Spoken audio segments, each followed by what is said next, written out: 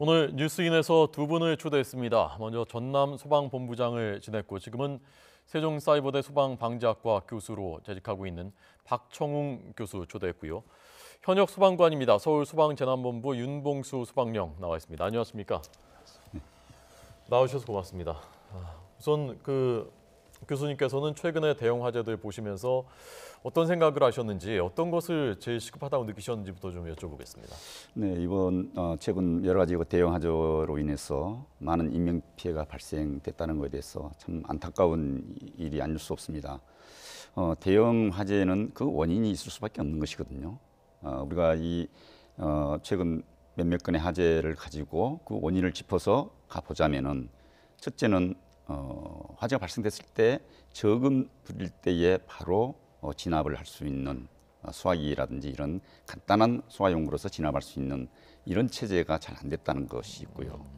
그 다음에는 불이 이제 커져 가고 있는 상황에서는 신속하게 인명을 대피할 수 있는 건물주, 관계자, 근무자들의 역할, 이런 것들이 또 중요하다고 볼 수 있겠고요. 그 다음으로 이어진 것이 역시 이제 소방대가 현장에 출동해서 신속하게 인명구조 활동과 연소 확대를 저지한 이런 것들이 잘 이루어졌더라면은 당연히 인명 피해는 없었을 것인데, 이런 인명 피해의 원인이 이런 부분들을 하나하나 짚어보면은 분명히 문제점이 있었다. 우선 이렇게 말씀드릴 수가 있습니다. 그 말씀하신 세 가지 하나씩 따져 보도록 하겠습니다. 교수님도 현역에 있을 때 그 화재 현장에서 다 그 진화를 하시고 목숨을 걸고 하셨었던 분인 거죠? 그렇습니다. 수많은 화재 현장에서 인명구조 활동, 또 붕괴 건물 현장에서 구조 활동을 많이 해왔습니다. 소방령님께는 이 소방관들께서 목숨을 걸고 불을 끄시고 있다는 것을 저희가 다 잘 알고 있거든요. 그럼에도 불구하고 어떤 문제점들이 없는지는 또 저희도 지적하고 점검하지 않을 수 없는 일이고, 그래서 여러 가지 생각들을 저희도 많이 합니다. 최근에 그 상황들 보시면서 어떤 생각들 많이 하셨습니까? 어쨌든 많은 인명 피해가 발생이 됐기 때문에 저희들이 최선을 다해서 제천이든 밀양이든 대처를 했지만, 국민 여러분들께 심려 끼친 부분에 대해서는 저희들도 일부 반성을 하면서 많은 부분들, 법적, 제도적, 또 그 내부에서의 훈련이라든가 이런 것들에 대해서 다시 한번 재검토하면서 어쨌든 많은 훈련 상황에 대해서 다시 한번 검토해보고 하면서 노력하고 있습니다. 소방관님들끼리도 이렇게 큰 불이 발생하고 또 사회적으로 이슈가 되고 하면은 더 긴장하시기도 하고, 또 어떻게 보면 좀 위축되지 않을까 싶기도 하고요. 어떤 얘기들이 많이 나오십니까, 요즘에? 저희 조직이 1, 2년 이런 대형 화재를 겪은 조직은 아니고요.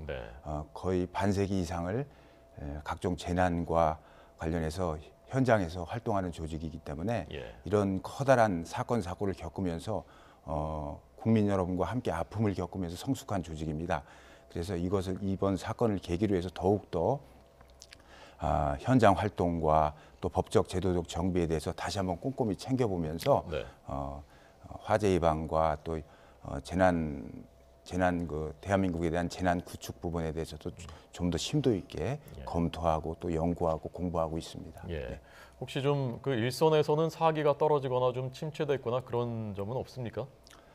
어쨌든 저희들은 이런 대형 사건, 사고를 겪으면서 각 시도에서도 그 사건에 대해서 다시 한번 우리 같으면 어떻게 저것을 대처했을 것인가에 대해서 지금 각 소방서별로 그 영상과 또 각종 매뉴얼을 검토해 보면서 자체에서 연습하고 훈련하고 하면서 준비하고 있습니다. 동정기를. 약간 총체적으로는 역량이 좀 더 향상되는 계기가 될 수도 있겠군요. 그렇습니다. 교수님 지적하신 세 가지 중에서요, 처음에 말씀하신 것이 저도 사실 궁금했던 부분인데, 처음에 불을 보게 되면은 신고를 먼저 해야 되는 거냐, 아니면 초동 대처부터 빨리 불을 끌 수 있으면 끌려고 노력해야 되는 거냐, 그 부분이 좀 명확치 않더라고요. 여러 보도들을 봐도. 어떻게 해야 되는 정답입니까? 그 화재가 발생된 그 상황 여건에 따라서 달라질 수가 있겠지만, 이번 밀양 화재 같은 경우에는 우선 화재를 진압을 하는 것이 우선이겠죠. 그리고 그 인근에 있는 사람들로 하여금 119 신고를 할 수 있도록 유도를 한다든지 이런 순서에 의해서 해야겠고요. 또 일반 이런 화재가 아니라 개활지 같은 데라든지 인명 피해, 또 연소가 확대되지 않을 정도의 화재라면은 먼저 119 신고를 한 다음에 예. 현장 상황 조치를 하는 것이 맞겠죠. 예, 이번 밀양세종병원의 경우에는 먼저 끌 수 있는 한 최대한 꺼보려는 노력을 하는 것이 우선이었단 말씀이시죠? 그렇다고 봐야죠. 그러면 그 소화기를 먼저 위치를 확인하고서 그게 사전에 숙지가 돼 있어야 되는 건가 어떻게? 네, 그런 부분들이 참 중요한데요. 평소 생활 가운데 화재가 발생됐을 때 어떻게 대처를 해야 할 것인가라는 교육, 관리 이런 것들이 참 중요하죠. 네. 소화기는 한 20여 메다마다 하나씩 배치할 수 있도록 돼 있습니다. 예, 예. 그렇기 때문에 그 응급실 내에서도 분명 소화기는 배치되어 있을 것이고 예. 배치되어 있는 장소, 위치를 사전에 숙지를 했더라면은 바로 대처할 수 있는 그런 것들로 이루어졌을 텐데 예. 미처 그런 것들이 하지를 못하지 않았느냐 네. 이렇게 보여집니다. 솔직히 말씀드리면 저도 지금 이 저희 회사의 이 스튜디오도 그렇고요. 소화기가 어디 있는지 잘 모릅니다. 완강기 어디 있는지 더더군다나 모르고요. 그걸 어떻게 해야 돼? 국민들이 지금 갑자기 다 아실 수는 없을 것 같거든요. 어떻게 하는 게 제일 좋은 방법입니까? 일단 그 어떤 건물이든지 네. 국가에서 부여한 그 소방 안전 관리 자체 제도가 있습니다.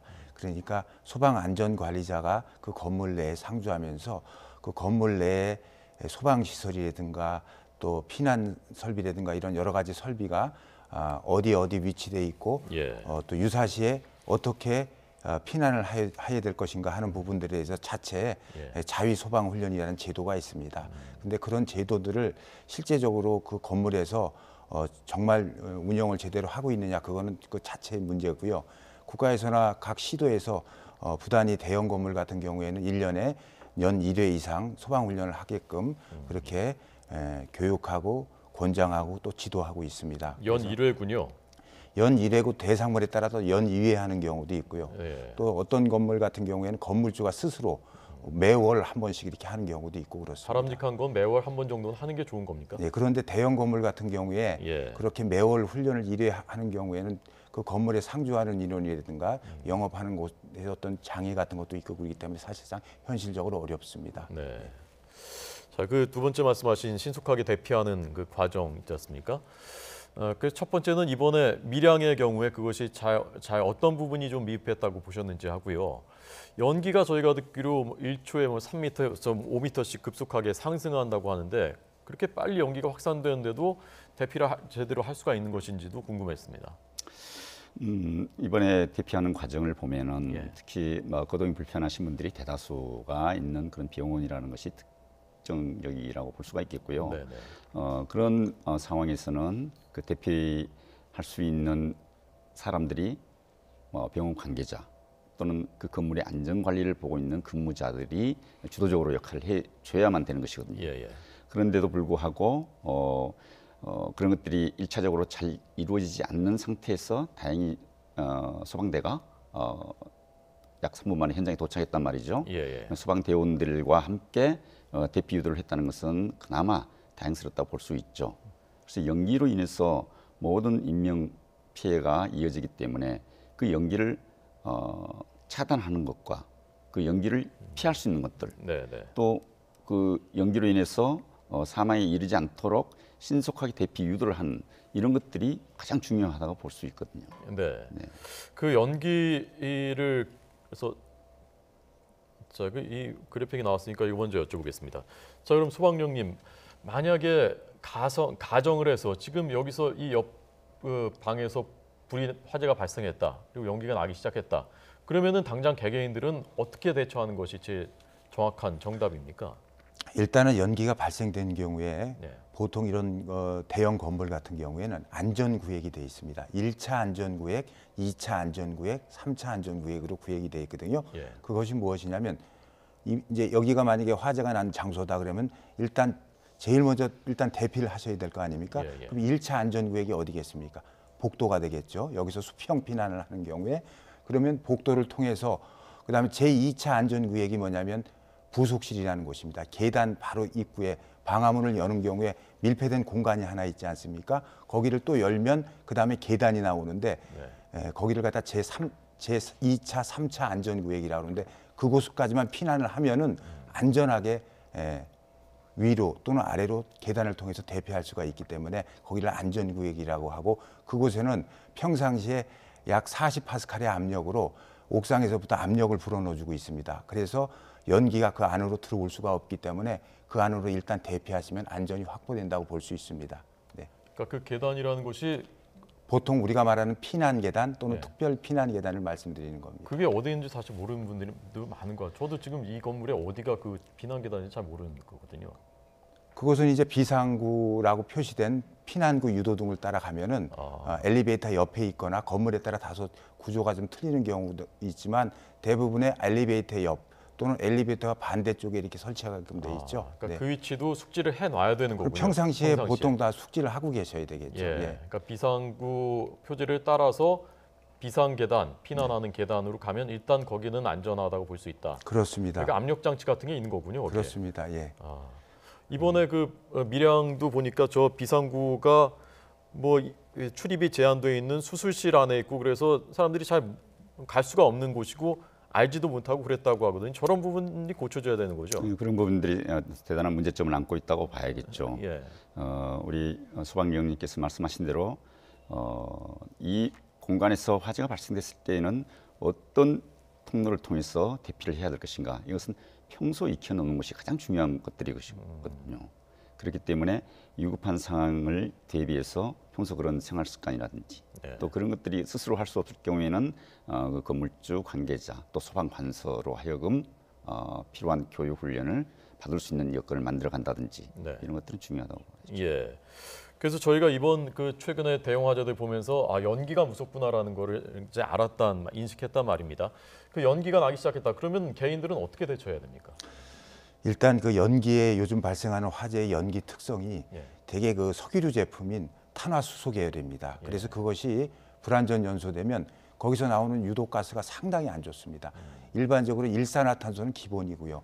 불화수소라든지 염화수소라든지 이런 유독가스를 정상적으로 신체가 건강한 성인이라도 한 움큼만 마시면 그대로 쓰러져 버립니다.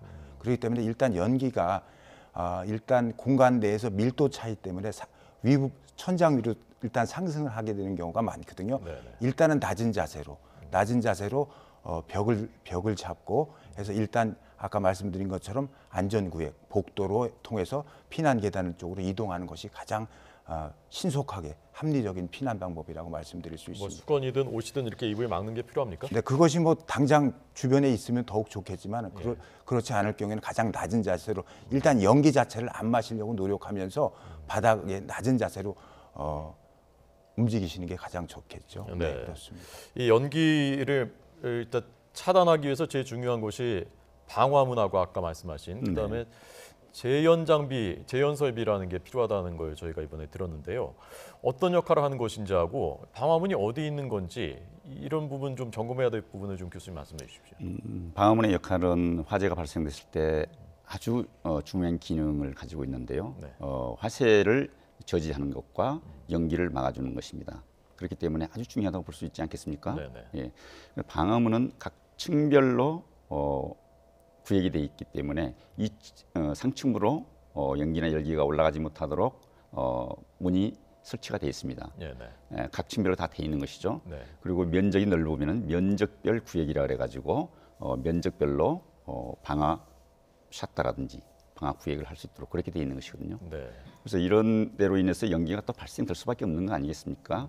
연기는 상층부로 말씀하신 대로 급속하게 상승 효과가 있기 때문에 그러면 이런 연기를 어떻게 배출을 해야 되고 제어를 해야 될 것인가라는 것이 배연 설비와 재연 설비라는 것이 있거든요. 배연 설비라는 것은 우리 실내에서 연기가 발생됐을 때에 그 연기를 효율적으로 외부로 배출하는 그런 시설입니다. 재연 설비라는 것은 특별 피난 계단, 우리가 복도와 계단을 통해서 갈 때 문이 하나 있습니다. 그 전실이라고 있고요. 전실을 통해서 계단을 내려갈 수가 있도록 구조가 되어 있거든요.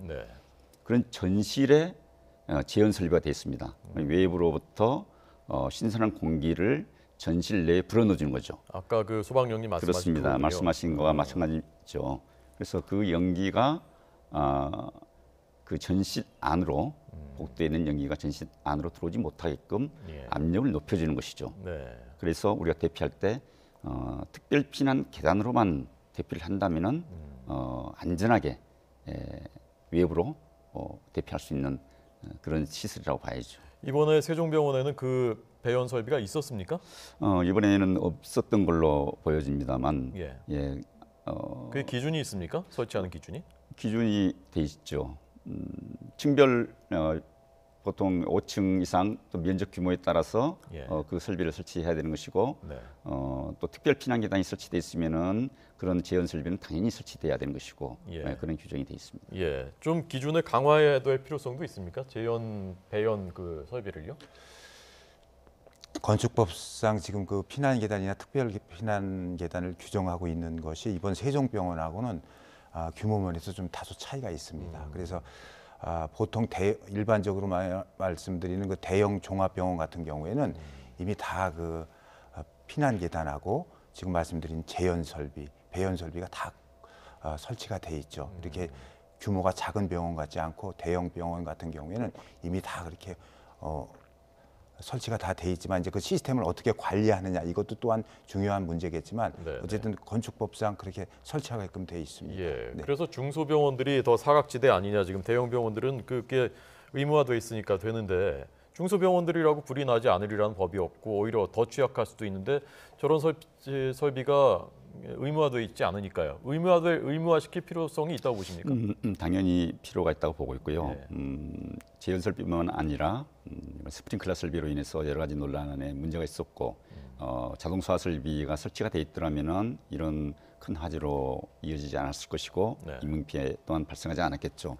그래서 차제에 재현 설비 또 자동 소화 설비 이런 것들은 어떤 건물의 층별 또 면적별 이런 데 기준을 두지 말고 그 수용 인원이 얼마냐에 따라서 좀 기준을 둬서 의무화시킬 수 있는 제도적인 방법을 분명히 찾아야 된다고 보고 있고요. 외국 같은 경우에는 특히 이제 병원 같은 경우에는 베드가 4개 이상이 됐을 경우에는 자동 소화 설비를 의무적으로 할 수 있도록 하는 그런 일본 같은 경우에는 그런 경우도 있거든요. 그렇기 때문에 우리나라도 이젠 후진성 있는 이런 화재 사고를 예방하고 또 신속하게 진압할 수 있는 이런 법적인 제도 정비를 신속하게 할 필요가 있다고 보고 있습니다. 네, 그 자동 소화 설비가 스프링클러 말씀하시는 겁니까? 그렇습니다. 근데 그 관련 법안들이 국회에 계류돼 있는데 잘 통과가 안 되고 있고 계속 보류돼 있다고 하는데요. 돈이 많이 들어서 그런 겁니까? 왜 그렇습니까? 비용이 수반되는 것은 당연한 것이죠.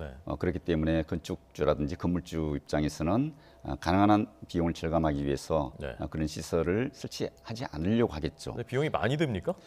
비용이 이제 건물에 따라서 틀리겠습니다만 소규모 건물 같은 경우에는 한 5천만 원에서 대규모 건물은 뭐 1억 몇 억씩 이렇게 규모가 좀 커갈 수밖에 없겠죠. 그런가 하면은 자동 소화 설비의 일종으로서 간이 스프링클러 설비라고 또 있습니다. 그런 이제 우리 다중 이용업소의 특별법에서 정해져 있는 것인데요. 건물 규모는 적지만 사람들이 많이 진출할 수 있는 그런 대상에 있어서는 간이형 스프링클러 설비를 하는 것입니다. 그런 스프링클러 설비는 비용이 한 3천만 원 정도 내외가 들기 때문에 큰 비용을 들지 않으면서 자기 건물에 출입하는 사람들의 안전을 보장받을 수 있다라는 점에서는 확대 보급이 필요하다고 봐야죠. 효능은 기능은 괜찮습니까? 네, 기능도 괜찮습니다. 비용은 많이 낮고요. 그렇죠. 지금 조금 전 말씀하신 그 방화문 있지 않습니까? 방화문이 막혀 있는 열어놓은 경우들도 있고 거기다 뭐 물건 쌓아놓은 경우들도 있고 그런 경우들을 이렇게 사례 많이 봤지 않습니까? 어떻게 관리해야 되는지 좀 소상히 말씀해 주시죠. 네, 저희들이 이번 그 대형 화재를 계기로 해서 지금 또 서울 시내 전 그 건물들에 대해서 지금 소방 특별 조사를 하고 있습니다. 저희들이 건물에 나가서 특별 조사를 할 때 제일 많이 지적되는 부분들이 지금 말씀하신 그 방화문이 늘 닫혀 있어야 되거든요. 닫혀 있어야 실내에서 화재가 났을 때 그 연기나 열기를 방화문이 차단을 해주고 인명을 대피할 할 때 방화문이 열리고 나서 사람이 나간 다음에 자동으로 또 닫혀줘야 되고 하는 부분이 있어야 되는데 그 방화문을 영업하시는데 불편하다고 거기다 고인목을 걸어놓든다든지 도화 체크를 띄워놓든지 하는 그런 문제점이 있어서 수없이 가서 말씀을 드려도 그것이 시정이 잘 안 됩니다. 그래서 그런 부분들에 대해서 저희들이 맨 처음에 1차 권고를 강력하게 하고 그런 경우에도 시정이 안 되는 경우에는 저희들이 또한 과태료를 부과한다든지 하는 조치를 하고 있고요. 네. 또 그 외에도 이번 그 제천 사고와 같이 비상구에 여러 가지 그 물건들 같은 거를 쌓아놓고 하는 경우는 저희들이 뭐 자주 나갈 수는 없지만 나가는 대로 수시로 지적을 해가지고 조치를 하고 있습니다. 네. 화재는 남의 일이 아니다. 그러니까 그 방화문만은 어떤 경우에도 닫아놔야 된다. 그렇습니다. 근데 유사시에는 그리 대피하는 경우도 있을 수 있지 않습니까? 그 방화문을 통해서. 방화문을 열고 대피를 해야 되겠죠. 지금 말씀드린 2차 안전구역 곧 계단 전실, 부속실 이런 쪽을 통해서 특별 피난계단이나 피난 계단을 통해서 지상 또는 옥상으로 피난을 할 때 문을 열고 일반인이 들어갈 때 제일 먼저 손을 잡고 여는 문이 그게 방화문이거든요. 그러니까 방화문이 그만큼 중요할 수밖에 없죠. 그 열고 나갔다가 다시 닫아놔야 그건 사람이 닫을 필요 없이 자동으로 닫히게끔 되어 있습니다. 그렇습니다. 그래서 그 많은 분들이 궁금해하는 것 중에 하나가 아파트나 고층 건물의 경우에 옥상으로 올라 대피해야 될 때가 있는데 옥상 문을 닫아 폐쇄해 놓는 경우가 있죠. 그 부분은 좀 다소 좀 다르게 접근해야 됩니다. 그거는 현재 현행법에 그것이 이제 자살이나 여러 가지 그런 문제점 때문에 항상 개방하게끔 되어 있는데 주택 관련 법규에서 또한 이제 거기를 평상시에 닫아놔도 되는데 자물쇠를 채워놔도 되는데 화재 시에 그것이 자동으로 열리는 경우에는 예외 조건을 두고 있습니다. 그렇게 화재 시에 감지기를 통해서라든가 어쨌든 어떤 형태로 그것이 자동으로 열리게끔 되는 거 평상시에 옥상 출입문을 잠가도 된다라는 규정이 주택 관련 규정에 되어 있습니다. 그럼 화재가 났을 때는 취약한 거 아닙니까? 화재가 났을 때는 그 문이 자동으로 열리게끔 되어 있어야 되죠. 조건이. 그렇지 않은 경우에는 열어놔야 되고요. 자동으로 열릴 수 있는 그런 그 기능이 있나 보죠?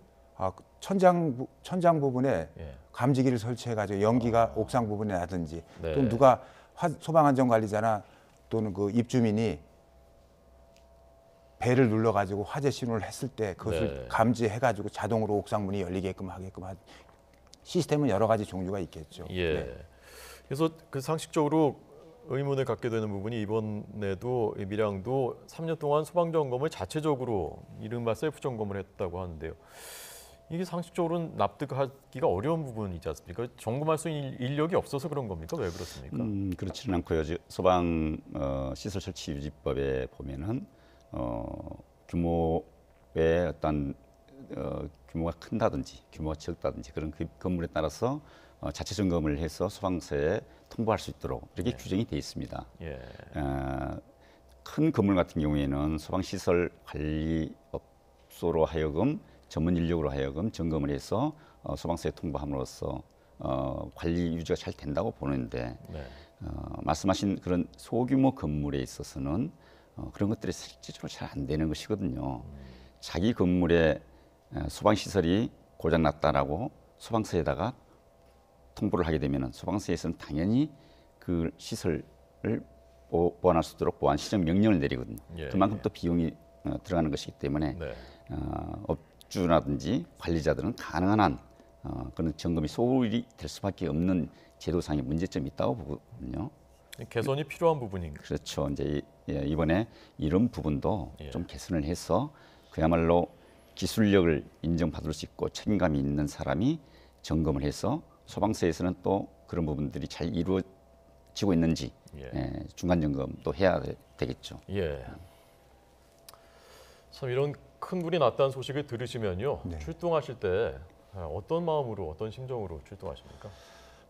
저희들은 이번 사건 사고가 아니더라도 일단 출동벨이 저희들은 이제 출동벨 시스템이 서울 같은 경우는 이제 남산 방재센터에서 이제 출동 지령을 내줄 때 그 신고자의 목소리를 다 그 급박한 목소리를 갖다가 리얼하게 저희들이 다 소방서에 다 듣습니다. 그러니까 저희들이 그 소리를 들으면서 출동을 하고 차량에 탑재하고 출동을 하기 때문에 항상 긴장하고 24시간 긴장하는 조직입니다. 그래서 국민들도 다 이 소방관들께서 얼마나 노고를 아끼지 않으시는지는 다 알고 있다는 것, 그 이해해 주셨으면 좋겠습니다. 마지막으로 한 가지씩만 더 질문드리겠습니다. 승강기는 절대 타면 안 됩니까? 불나면? 그렇습니다. 승강기는 굴뚝 효과라 그래서 연기는 급상승하기 때문에 네. 승강기를 타서는 안 되고 화재 시에는 승강기 전원이 차단될 가능성이 있거든요. 네. 그렇기 때문에 이번 화재에서도 우리가 큰 교훈을 얻었지 않습니까? 네, 네. 그래서 화재가 발생됐을 때는 절대적으로 승강기를 타서는 안 된다. 네. 계단을 통해서 대피를 해야 된다. 이것은 꼭 우리가 알고 있어야 되겠습니다. 예. 맞습니다. 계절적인 요인하고요. 지금 그 건조 경보고 또 네네. 날씨가 춥고 이런 것하고 어떤 연관이 있는 건지 어떻게 대비해야 되는지 마지막으로 말씀. 네, 어쨌든 기온이 떨어지면 네. 화기를 많이 사용할 수밖에 없겠죠. 가정에서나 뭐 일반 공공 건물이라든가 또 등산객들도 마찬가지고 산에 가서도 뭐 여러 가지 춥고 하니까 그래서 어쨌든 화기 취급할 때 항상 조심을 하셔야 되고 특히 가정에서 이번에 서울에서 3명이 인명피해난 화재도 아파트 화재 같은 경우에 이제 지금 방화 원인으로 아마 추정하고 있지만 아파트 같은 경우에도 요즘 너무 많은 전기 시설들을 사용하고 있습니다. 전기 방석이든지 뭐 또 여러 가지 형태의 전기 제품을 많이 사용하는데 이 전기 제품도 시간이 지나면서 경련 변화 또 여러 가지 그 전선 내부의 어떤 반단선 효과라든가 이런 것 때문에 시간이 지나면서 열이 발생을 하거든요. 그래서 노후된 전기 시설은 좀 교체하시고요. 그다음에 자기 가정 내에서도 스스로 셀프 점검을 한번 하시고 어떻게 점검하죠? 뭐 일반적으로 이제 예를 들어 문제가 되는 요즘 그 김치 냉장고 같은 경우라든가 냉장고 같은 경우 좀 오래된 그 위치에서 오래도록 설치된 곳 같은 경우에는 좀 드러내서 뒷부분 같은데 먼지도 좀 털어내 주시고 그렇게 가정에서 좀 그런 것들을 좀 신경을 써 주시면서 전기 화재 같은 것도 스스로 좀 예방할 수 있게끔 사전에 점검도 해 주시고 하면 좋겠죠. 네, 그리고 등산객 같은 경우에는 특히 겨울철 산행 때 화기 같은 경우에 절대 사용하셔서는 안 되겠고요. 뭐 그런 어쨌든 요즘 너무 기온이 너무 떨어져서 저희들이 촉각을 곤두세우고 있습니다. 네네. 멀티플러그에 많이 꼽아서 쓰는 거 그거는 괜찮습니까? 그거 안 좋습니다. 그것이 그렇게 많은 전기안전공사를 포함해서 많은 전기 관련 단체에서도 계속 홍보를 하더라도 일단 편리성 때문에 많은 부분들을 그렇게 문어발식으로 콘센트를 사용하는데 그런 바람직하지 않다고 말씀드립니다. 네, 알겠습니다. 오늘 화재 현장을 직접 누비면서 인명을 구조하셨던 두 분 전현직 소방관들의 도움 말씀 드리면서 많이 도움이 되셨으면 좋겠습니다. 두 분 고맙습니다.